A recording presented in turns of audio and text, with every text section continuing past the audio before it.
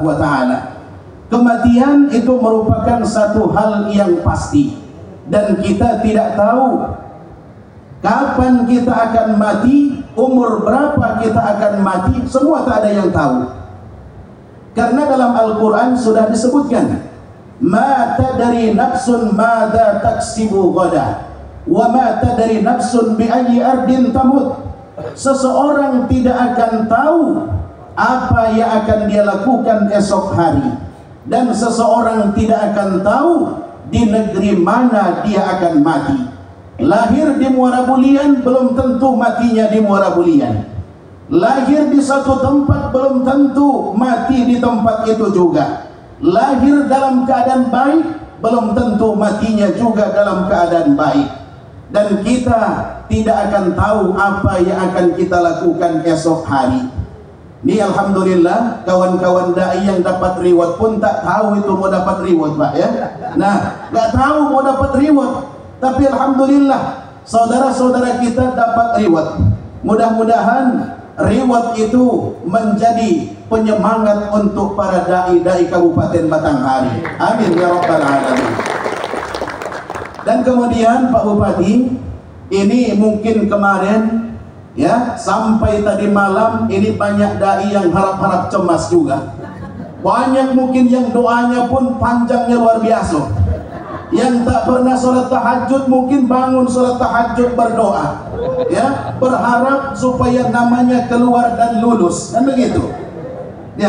Karena rencana sudah ada, tapi ketentuan itu adalah ketentuan Allah Subhanahu wa Ta'ala. Maka ada juga dai yang sempat menangis, Pak Bupati, ya, karena nama tidak tercantum, tak ada nama. Ujian ikut dan kemudian tak ada nama, tapi insya Allah akan naik tingkatan, kan begitu. Bapak Ibu hadirin sekalian yang dirahmati oleh Allah Subhanahu wa Ta'ala. Jadi para dai ini tahu, la yaruddul qadra illa du'a. Tidak ada yang bisa menolak takdir itu kecuali hanya doa. Maka sepanjang malam berdoa supaya takdir tidak lurus itu diubah menjadi lulus, kan begitu. Nah, la yaruddul qadra illa du'a. Tak ada yang bisa merubah takdir kecuali doa. Maka doa adalah senjata yang sangat luar biasa. Tapi ingat kata Nabi ketika berdoa, wa antum muqinuna bil ijabah. Kamu harus yakin bahwa doamu itu dikabulkan oleh Allah Subhanahu wa Ta'ala. Kalau berdoa tapi nggak yakin dikabulkan, sampai kapanpun tidak lulus itu. Tapi kalau yakin wa antum muqinuna bil ijabah, insya Allah lulus, kan begitu. Bapak Ibu hadirin sekalian yang dirahmati oleh Allah, maka berdoa setiap hari bahkan setiap waktu ini merupakan perintah Allah Subhanahu wa Ta'ala.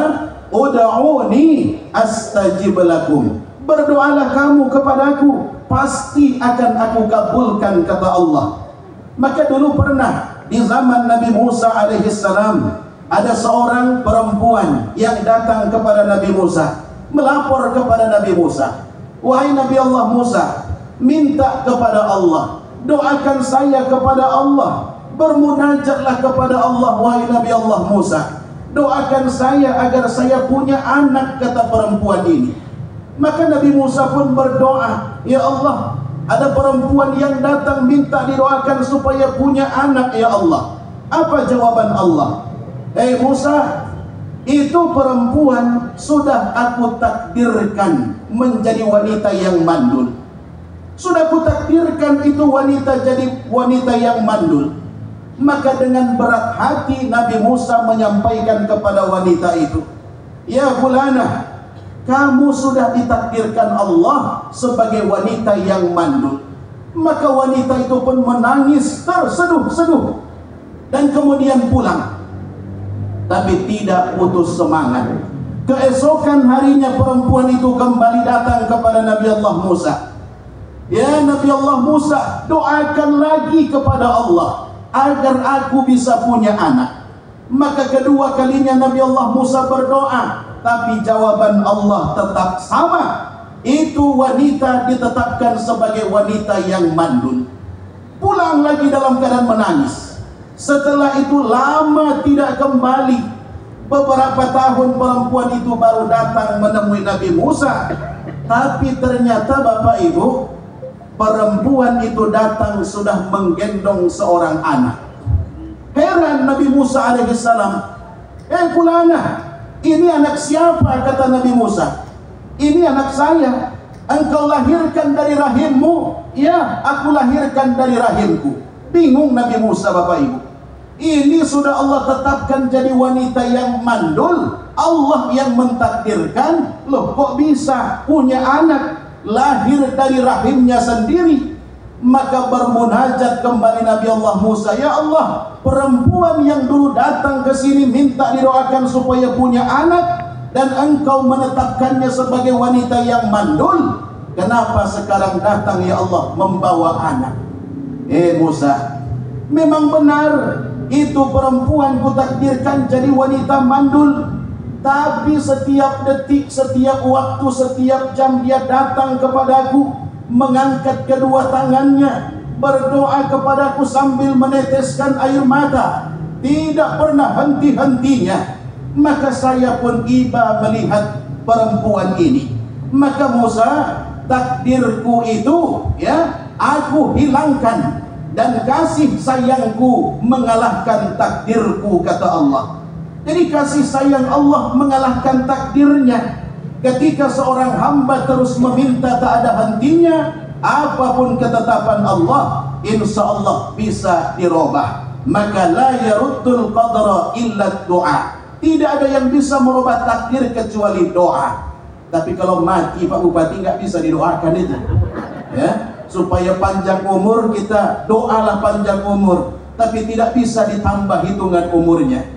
Bapak Ibu hadirin sekalian yang dirahmati oleh Allah Subhanahu wa taala. Maka pesan ini yang pertama, fa innaka mayyitun, kamu nanti pasti akan mati. Kalau sudah mati dapat gelar baru. Apa gelar barunya? Almarhum atau almarhumah. Apa arti almarhum?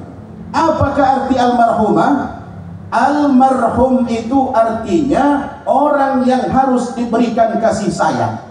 Karena berasal dari kalimat rahim. Almarhum yang harus diberikan kasih sayang. Kenapa disebut almarhum? Orang yang sudah meninggal tak boleh lagi dibicarakan aibnya, tidak boleh lagi dijelek-jelekkan, tidak boleh lagi dihina, tidak boleh lagi dicari kesalahannya. Bahkan orang yang sudah meninggal, kita yang masih hidup dianjurkan untuk memberikan kesaksian yang baik.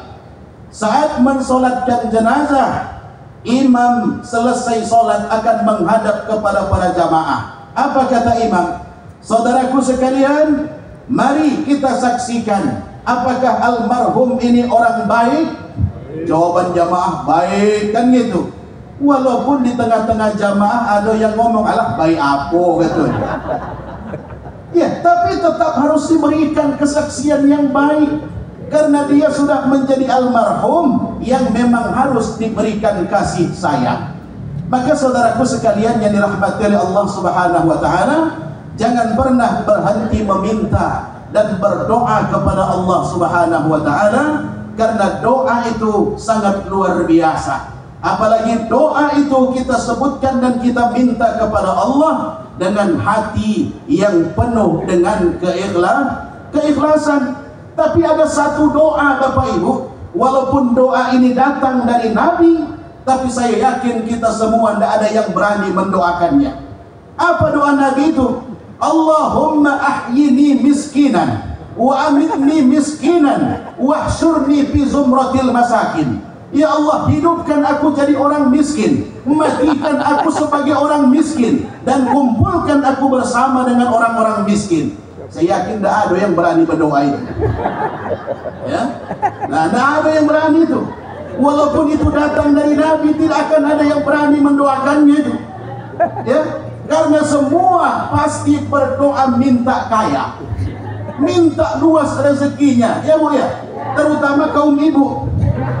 Makanya kaum ibu ini kalau diberikan pilihan, coba ibu pilih mana? Ada satu laki-laki tampan tapi miskin, satu lagi kakek-kakek tapi kaya raya. Pilih mana, Bu? Ya, tampan tapi miskin, kakek-kakek tapi kaya raya. Tapi kakek-kakek bila ustaznya tuh, yang penting kaya raya kan gitu. Kalau ada dua orang laki-laki, satu gajinya cuma 1 juta 1 bulan, tapi tiap hari bisa ketemu, tiap hari bisa ngobrol dengan suami, hidup bersama dengan suami. Satunya lagi gajinya 1 bulan 50 juta, tapi setahun sekali baru ketemu. Pilih mana? Hah? Pilih yang 50 juta atau 1 juta? 50, tapi tiap hari ketemu. Nah, ibu-ibu mau pilih kan? Nah, mau pilih 1 juta atau 50 juta kan? Nah, jadi Bapak Ibu sekalian yang dirahmati oleh Allah, rezeki kita itu semua sudah Allah tetapkan. Insya Allah rezeki tidak akan tertukar. Kalau itu memang menjadi milik kita dan rezeki kita pasti kita dapatkan, maka jangan pernah dengki, jangan pernah iri kepada siapapun, karena rezeki sudah Allah tentukan semuanya. Maka manusia hidup, ada yang gajinya banyak, rezekinya sedikit. Ada yang rezekinya banyak, gajinya sedikit. Orang yang gajinya banyak sampai 100 juta 1 bulan umpama, tapi saat didatangi ke rumahnya, yang dia makan cuma kentang rebus. Loh Pak, gaji 100 juta kok makan kentang rebus? Alah Ustaz, ngapo lagi nak makan nasi lah, punya penyakit diabetes ya. Kenapa tak makan daging? Kolesterol. Kenapa nggak makan sayur? Asam urat. Semua penyakit sudah kena. Walaupun gajinya banyak, tapi rezekinya sedikit. Ada orang yang rezekinya banyak, walaupun gajinya sedikit, belum ada pantang. Pantangannya itu asal dekat sikat. Itu pantangnya. Pantang dekat. Karena belum ada pantangannya. Walaupun gaji sedikit, tapi Allah berikan rezeki yang banyak. Allah berikan kesehatan. Bahkan anak-anaknya itu semuanya Allah berikan kecerdasan. Bahkan terkadang yang gajinya sedikit Bapak Ibu, tidak sedikit yang anaknya sampai sarjana, tapi yang kaya raya. Tidak sedikit anaknya yang menjadi pemakai narkoba dan mabuk-mabukan.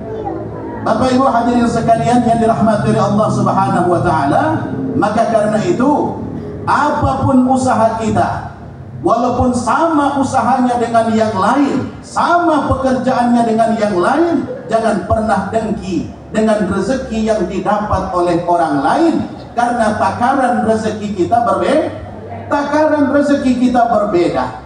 Maka dalam Al-Quran Allah sudah menyebutkan bagaimana cara Allah memberikan rezeki kepada kita hambanya. Ada rezeki yang sudah ditentukan, ada rezeki yang memang sudah Allah buat kepada seluruh makhluknya. Wa ma min dabbatin fil ardi illa 'ala Allahi rizquha. Semua makhluk yang melata di muka bumi itu sudah Allah tentukan rezekinya. Maka jangan takut. Yang penting masih punya nyawa, masih hidup, insya Allah masih ada rezekinya. Apalagi kita, ya para dai yang Allah berikan ilmu agama, saya yakin Bapak Bupati, ini semua rekan-rekan para dai tidak takut kalau rezekinya itu diambil oleh orang lain. Nah, ini yang pertama. Ada rezeki yang datang itu karena usaha yang dibuat oleh seseorang. Ya, wa allaisa lil insani illa ma sa'a. Seseorang tidak akan mendapatkan sesuatu kecuali hasil usahanya. Maka kita manusia wajib berusaha, tapi tidak wajib untuk berhasil. Sebuah usaha sudah dilakukan untuk hasil, itu menjadi ketetapan Allah Subhanahu wa taala. Tapi yang jelas ada usaha, kemudian ada doa juga, dan kemudian tawakal kepada Allah. Doa itu tak boleh ditinggalkan ya Bu ya. Nah, karena doa itu sangat luar biasa. Semua di antara kita ini berdoa ingin supaya Allah berikan rezeki yang luas, rezeki yang mudah. Ya, tapi jangan salah doa. Ya, kata guru kita Kiai Haji Perlindungan Hasibuan, kalau berdoa jangan salah mengucapkan kalimat. Banyak orang yang berdoa, ya Allah murahkanlah rezeki hamba. Ini kalimat murahkan kalimat yang masih kontroversi. Ya, kenapa disebut kontroversi? Dalam bahasa lain masih banyak penafsiran. Maka yang mayoritas kalimat murah ini digunakan untuk sesuatu yang rendah nilainya. Ya, maka ada seseorang yang berdoa selalu, ya Allah murahkan rezeki hamba. Tiap hari yang datang tempe, tahu, ya, pucuk ubi, kangkung, itu yang datang.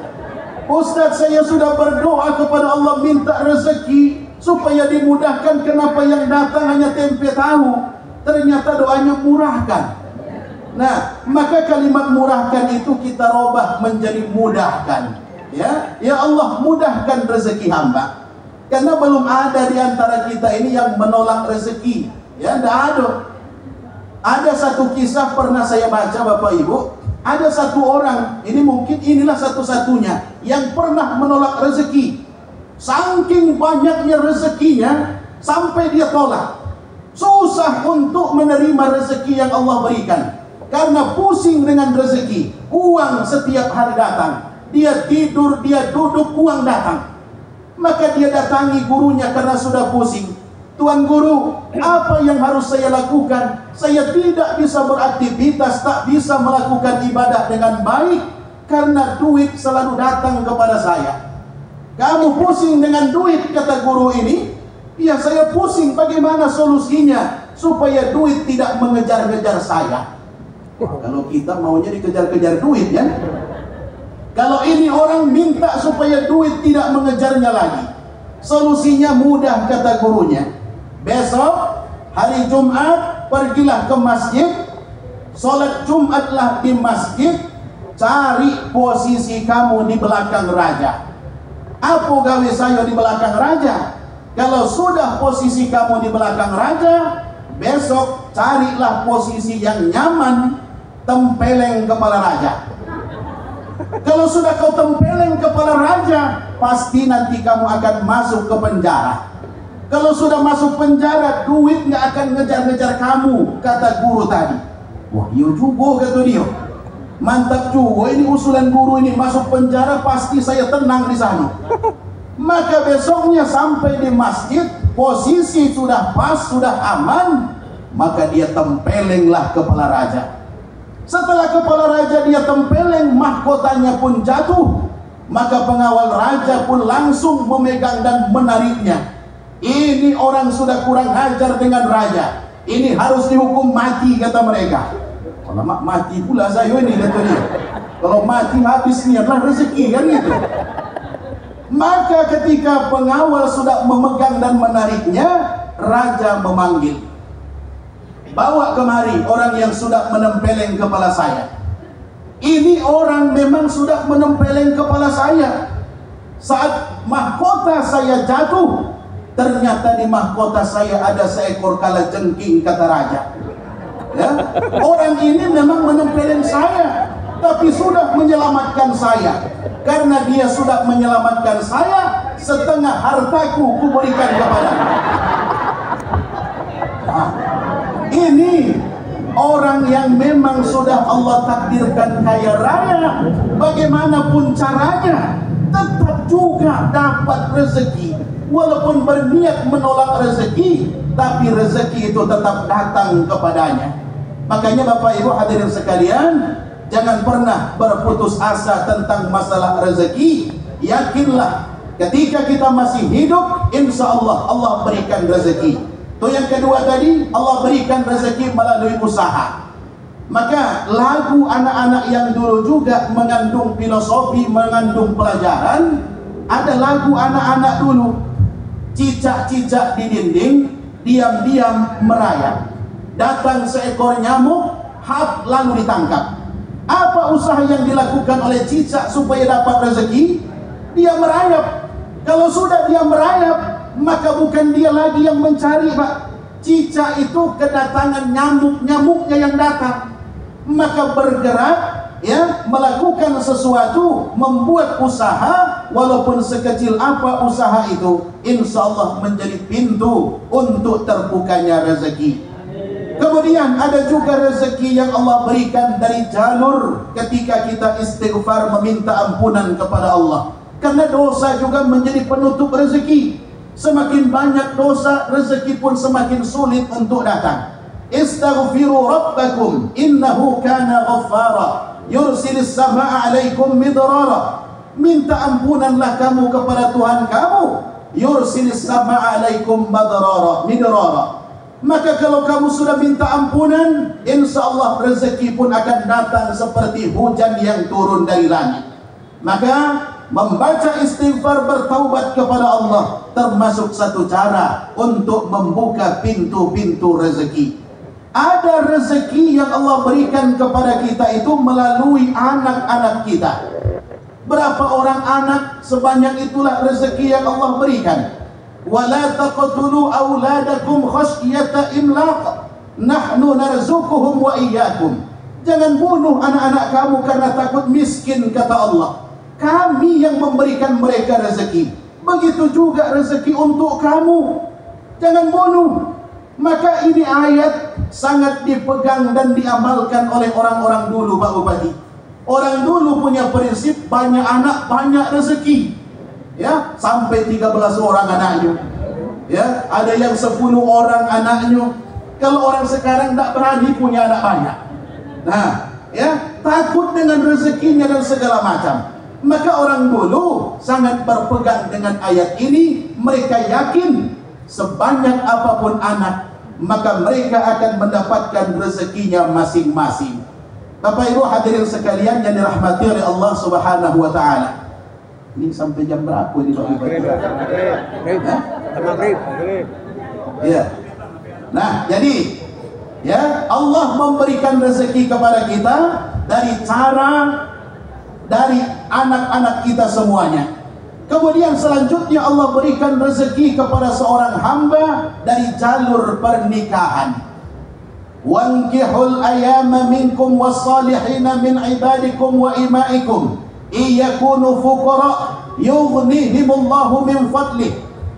Nikahkanlah orang-orang yang masih sendiri di antara kamu. Wankihul ayama minkum wassalihina min ibadikum wa imaikum. Jadi yang dinikahkan itu adalah orang-orang yang masih sendiri, yang masih bujangan. Ya. Mana yang menyendiri, yang masih sendiri hidupnya, itu yang dinikahkan. Kalau miskin bagaimana? Yughnihimullahu min fadli. Insyaallah nanti setelah menikah akan ada rezeki yang akan Allah berikan. Jadi ya, kalau sudah punya istri, kata Pak Asisten, tambah lagi katanya.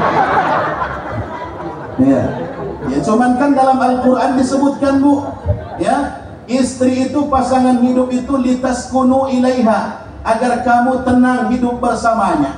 Kalau belum tenang, tambah lagi.